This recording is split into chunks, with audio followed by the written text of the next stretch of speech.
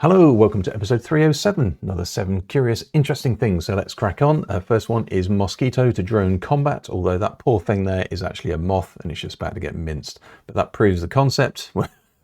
Bit weird. However, this is a 40-gram drone that will autonomously patrol a area. In this case, it looks like it's the White House, and in this simulation, it also looks like it's the White House. So what it'll do is it'll take off. It can cover 5 acres. It will then travel and find any mosquitoes using its sensors, and it will then blast straight into it and mince the actual mosquito. It can only fly for 3 minutes on the battery. It then lands on this automatic doodad and it charges itself. So there you go. Now, clearly this is a bit weird, and this might be used for surveillance in the future. I can't really see it being used for mosquitoes, but there you go, maybe it is. If you want one of these things, it's $1,100. There is a £100 deposit, which you can secure yours, or it's available, I think, on a sort of lease hire, so you can actually lease one of these things for $50 a month. There you go. Interesting. This is Ghost Font. This is an AI-proof font. Now, it's not strictly a font, but it is, if you want to communicate with a friend using an AI platform as your intermediary, you don't want it to actually listen to what you're saying using fonts, then this is for you. Now, it's a bit convoluted, but it's an interesting thing. So what's going on here, as you can see, if you squint, if you can't see it, by the way, it says, "Welcome to the Dinosaw." So now it's obviously moving, it's obviously made out of noise, but it is a quirk of the human vision that we can see this, but an AI can't. Now, it's been used with all the frontier models, so it's the latest ones, and it can't do it. There's also some decoy stuff in here as well that it can also try and read, just to throw it off the scent. So there you go. This is actually by Mix Fonts. If you don't know who Mix Font are, go and check them out anyway, because they do actually AI generated fonts, which is very ironic, but there you go. Very interesting.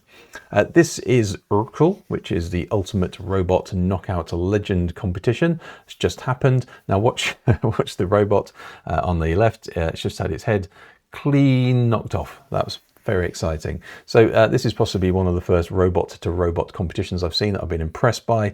Now this is the final. There were some heats before it. Each one of the teams has to have an AI engineer. You have to send in your CVs apparently. So it's clearly all about advancing technology. But each one of them uses a standardized Engine AI T800 robot, and you are judged on your algorithms and your style, and whether you can knock the head clean off, and also whether you can dance just to rub it in as well. So there you go.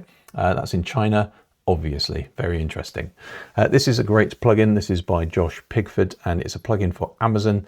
And it is, I think there's a couple of browsers as well. This is me using it in Chrome. So if I look for instance, for dog toys, now what you might have noticed on Amazon of late is lots of sort of knockoff brands, and the brands have just got like random uppercase series of letters essentially. Now that's because Amazon will insist that any brand that is on Amazon is a unique brand. So that's why you just get those random sequence of, look at phone cases here, they're all pretty much. So what it does is it dulls it out if it finds something that's just a bit dodgy. Anything official, it will leave in its normal kind of unbolded state. So what it's looking for is those all caps random things, but also it checks it against 5,000 real known brands. And if it's legit, it keeps it legit, which is, there you go. Genius idea, love that. Invisible drone. Now, if you could hear this, it would be very noisy. It's not strictly speaking invisible. If you can definitely hear it if it's in the room with you, but it's spinning at 25 times a second. This is by Northwestern University, by the way. So they're trying to make a drone apparently that can spy on wildlife without being noticed. Now, clearly, if the wildlife doesn't have ears, that's not going to be noticed, but other than that, it's quite interesting. So this may well be hovering outside a window, just about to come and get you and kill you. So this is how you're going to meet your end, by a spinning drone, probably an invisible spinning drone. What a time to be alive. Mobile phones, if you thought it was all about foldable phones, then actually it's probably going to be about e-ink displays. Seems to be the big thing. So these are 2 latest e-ink and LCD screen phones, but they take a slightly different approach. The first one is the Big Me High Break Dual 2, because it's got 2 screens in it, and it uses a color e-ink on one side and a normal LCD screen on another. I think it's a color e-ink display.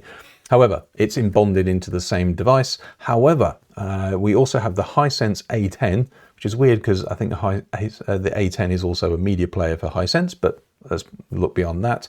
The A10 actually has a detachable e-ink screen. So what you can then do is you can have your mobile phone, you can magnetically detach it or detach it.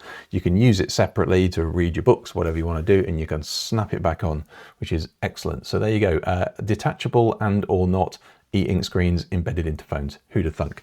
Now, I haven't done a game for a while, so I'm going to leave you with Dear Passengers. This is an indie game by a Ukrainian company called Flexus, and it's a multiplayer game, you and your mates, or you can do it sort of online co-op. I think there's a single player mode as well coming. They haven't quite figured that out yet. Now, it's coming soon. There's still a few bits and bobs. There's a wish list open if you do want to add some things to it, say what you want, but essentially what you do is you've got to then get this flight from one place to the other with cargo and passengers and keep them happy. So one of you flies the plane and the rest of your mates have to just deal with all the shenanigans that goes on, which I think is excellent. Just a load of fun. So in a world that's all eating itself with multiplayer, just sort of first person shooters, I think we need more of these coming out, back to the good old days of random exciting games. So love that one. That's Dear Passengers, available soon.